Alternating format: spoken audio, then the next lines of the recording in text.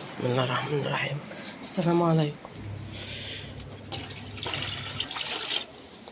هنحط الاكل للجماعه دولت، وبعد كده نتكلم بقى في كارثه حصلت لي النهارده كده، وقولوا لي رايكم ايه. بسم الله الرحمن الرحيم.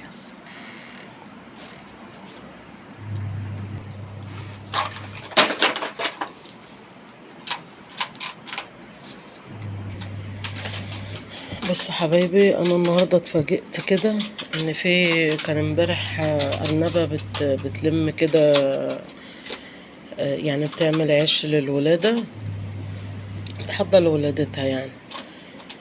فطبعا فرست دولت وشفت اللي هي الأرنبة اللي هتولد، واتأكدت ان هي يعني ايه هصبح الاقيها ان شاء الله والدة. فبالفعل الصبح لقيت، انا مرضتش اوريكم المنظر دوت. هو ما فيش منظر اصلا لان هو الفار كلهم كلهم.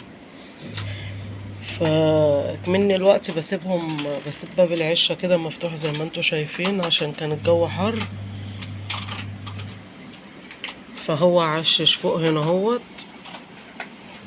هو معشش فوق هنا. هي نتاية اصلا، نتاية، ولقيتها والدة. هبقى اوريكم الولد بتاعها، هعمل لكم فيديو كده واوريكم الولد بتاعها. بس هي خلاص عششت هنا. فطبعا الفار بيموت في الولد بتاع الارانب، بيموت فيه، بياكله. يعني هو بياكل الولد كله، مش مثلا زي العرسة بيمص الدم والكلام ده، لا هو بياكله كله.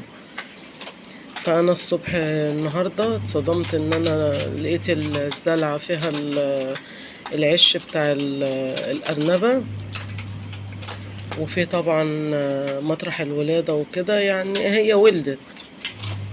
لقيت بقى طبعا ايه بعض راس مش عارف ايه، هو اتسلى عليهم. الله يسامحه والله العظيم، ده انا تعبت والله. يعني دي تقريبا تالت والده، لان انا ما كنتش واخده بالي. كنت ابقى فرزه الارانب وعارفه ان في ارانب هتولد، وبص الاقيهم فاضيين. طب الولد ده راح فين؟ طب حتى لو مات بيسيبوهم، ما بياكلوهمش. فكنت هلاقيهم اكيد. دلوقتي انا ما بلاقيش ولد ولا حاجه. فطبعا دي اكبر كارثه عند الارانب. فانا ده عشان كده بقول لكم خدوا بالكم ان المكان ما يبقاش مفتوح، ويبقى مقفول، ومطمنين ان ما فيش ولا عرسه ولا فار يخش لهم، لان دي اصعب حاجه. مش هتشوفوا انتاج خالص. طبعا يعوض عليا ربنا، انا ما بزعلش على الحاجات ديت، بس انا بزعل على ان انا بخاف من الفيران. فهضطر اجيب حد يشيل الحاجه اللي فوق دي كلها عشان اطلع عشان امشيه، واقفل بقى عليهم العشه. مش هفتح عليهم العشه تانية الا ان انا احط لهم الاكل وانضف لهم، ومش هديله الفرصه ان هو يدخل هنا تاني خالص. تمام.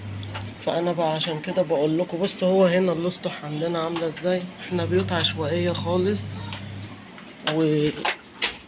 والموضوع صعب ان انا اتحكم يعني. بصوا المنظر. فطبعا احنا مش في فيلل ولا في عماير، لا احنا في بيوت عشوائيه. فبحاول احرص على قد ما بقدر. الحاجات ديت طبعا ما هياش كراكيب، ده شنطه فيها النشاره، شنط فيها النشاره، واطباق ألمونيا من بتاعت زمان دي انا مستخسره بيها عشان من ريحه امي الله يرحمها. فما عنديش مكان ليها جوه في الشقه. فطبعا هضطر بقى ان انا امسكهم اغسلهم واحطهم تحت السرير بقى جوه، او هتصرف في اي مكان، لان انا مش هخلي اي كراكيب فوق، عشان انا برضو هحط البطاريه فوق وهحط الولد فيها. يعني هرتب الدنيا ان شاء الله.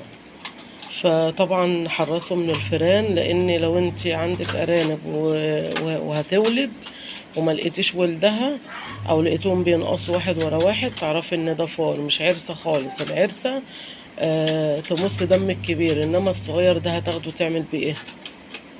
هو الفار اللي بياخده كده بياكله كله.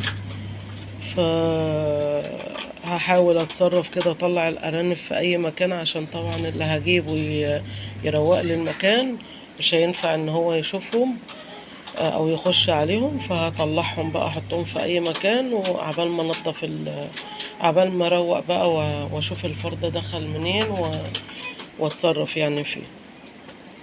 يلا حبايبي، حطوا لنا اللايك بالله عليك وشجعوني كده، لان انا محبطه خالص من ناحيه الفيديوهات ديت. كل مره بقول الكلام دوت وبلاقي برضو مفيش لايكات ومفيش اي حاجه. فلو تلاحظوا ان في فرق بين الفيديو والفيديو يعني اسبوع او 10 ايام، لان انا ما بيبقى يعني الموضوع مش مشجعني خالص. واي حد عنده اسئله للارانب ابعتوا قولولي.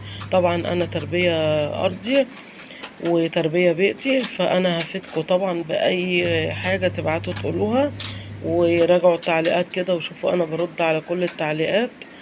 فان شاء الله اللي عايز يبدأ مشروع يبدأه، وإن شاء الله مشاريع يعني أي مشروع في البيت، أي حاجة نقدر نعملها في البيت نساعد بيها. طبعا لازم نتصرف في اليومين دول. وأشوف وشكم بخير يا حبايبي، السلام عليكم.